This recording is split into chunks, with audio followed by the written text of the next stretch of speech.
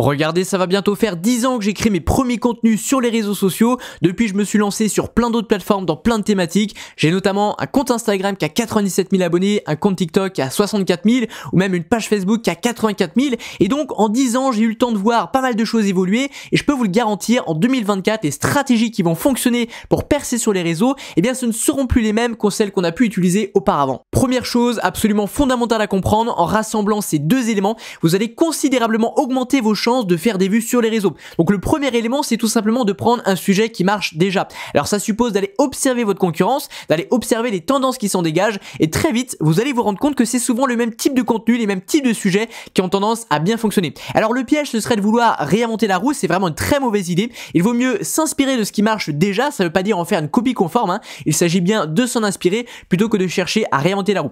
Par contre, une fois que vous avez un sujet qui marche, il va falloir que votre contenu soit différent de ceux de vos concurrents. Vous ne pouvez pas être une copie conforme de tout ce qui se fait déjà. Vous le savez, aujourd'hui, le niveau de concurrence est très élevé, alors il faut que vous puissiez avoir quelque chose qui va vous différencier. Alors moi, je vous propose de bosser sur 3 points fondamentaux. D'abord, première astuce pour se différencier, c'est d'avoir des sources d'informations qui vont être différentes de celles de vos concurrents. Vous le savez, généralement, les gens, ils vont lire les mêmes livres, ils vont suivre les mêmes créateurs, ils vont regarder tout le temps les mêmes choses, alors forcément, s'ils ont les mêmes sources d'inspiration, eh bien, ça va se ressentir dans les contenus qu'ils proposent. Alors une très bonne manière de se différencier, eh bien, c'est de commencer par avoir des sources d'informations qui sont différentes des autres. Second point sur lequel je vous recommande de beaucoup travailler, c'est votre capacité à aller à contre-courant. Et d'ailleurs, je vais vous montrer une étude de cas concrète sur ChatGPT. On va voir comment utiliser ChatGPT pour vous aider à trouver des arguments pour aller à contre-courant et donc donner une dimension différente à vos contenus. Et enfin, troisième point sur lequel je vous recommande de travailler, ça je vous en parle souvent, je vous invite à imager un maximum vos contenus. Ça peut se faire au travers de métaphores, de comparaisons ou alors en ajoutant du storytelling, c'est-à-dire que vous allez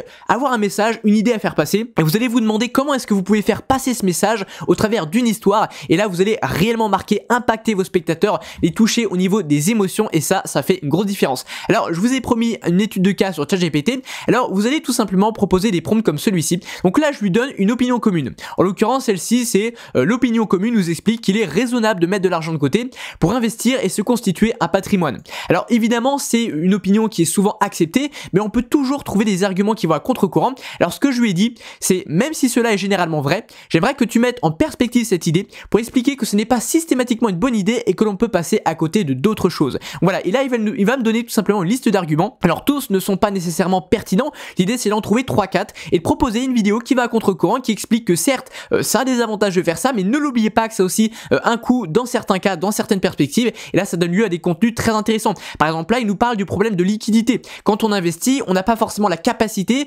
de transformer nos investissements sous forme de liquidité, donc d'avoir l'argent finalement prêt à être dépensé pour saisir des opportunités par exemple. On peut avoir également d'autres priorités comme celle de soutenir des causes philanthropiques ou alors d'aider sa famille, ça peut être également une autre idée. Voilà, donc il nous donne tout un tas d'arguments, ça peut être également qu'on préfère privilégier des voyages ou des expériences de vie. Il nous donne tout un tas d'arguments qui peuvent donner lieu à un contenu très intéressant. Donc n'hésitez pas à donner une opinion commune, quelque chose qui est communément admis par la plupart des gens et demander à ChatGPT ou alors tout simplement par vous-même trouver des idées qui vont à contre-courant.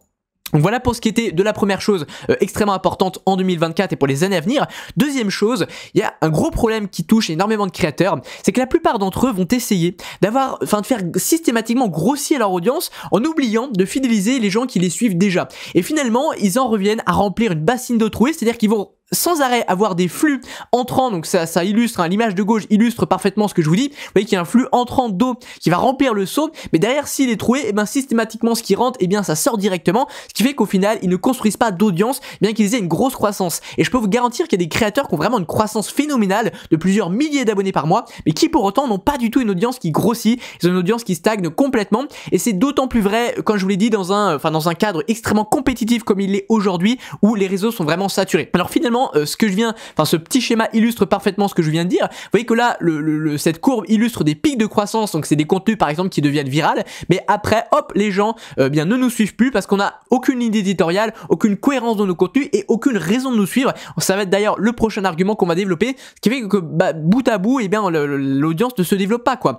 Alors que quelqu'un qui aurait plus de cohérence dans les contenus qu'il va proposer, une meilleure ligne éditoriale et surtout une vraie raison de le suivre, peut-être qu'il aura une croissance moins importante, mais avec des gens gens qui les suivent régulièrement et donc au final sur le long terme on a une croissance qui est bien plus intéressante. Alors finalement ça nous conduit à la troisième raison de cette vidéo, peut-être la plus subtile et la plus intéressante. Aujourd'hui sur les réseaux, encore une fois toujours le même constat, gros niveau de concurrence et donc les gens ils suivent des dizaines voire des centaines de créateurs chacun. Ce qui fait que les plateformes ont beaucoup évolué. À l'époque quand on s'abonnait à quelqu'un, eh bien les plateformes nous recommandaient systématiquement son contenu. Aujourd'hui c'est plus le cas puisque les plateformes reçoivent massivement du contenu et donc c'est dans leur intérêt de proposer plutôt uniquement les meilleurs contenus, quitte à ne pas proposer tous les contenus d'un créateur. Ils vont choisir uniquement les meilleurs. Et donc finalement ce qu'on se rend compte c'est que les gens ils vont suivre plein de créateurs mais il y en a très peu qui vont réellement suivre durablement et de manière continuelle. Sauf que vous en tant qu'entrepreneur, ce qui vous intéresse c'est d'avoir une relation avec l'audience, pas forcément d'avoir une grosse audience mais d'avoir un impact sur cette audience parce que c'est l'impact et pas la performance qui fait que qui déclenche les ventes tout simplement.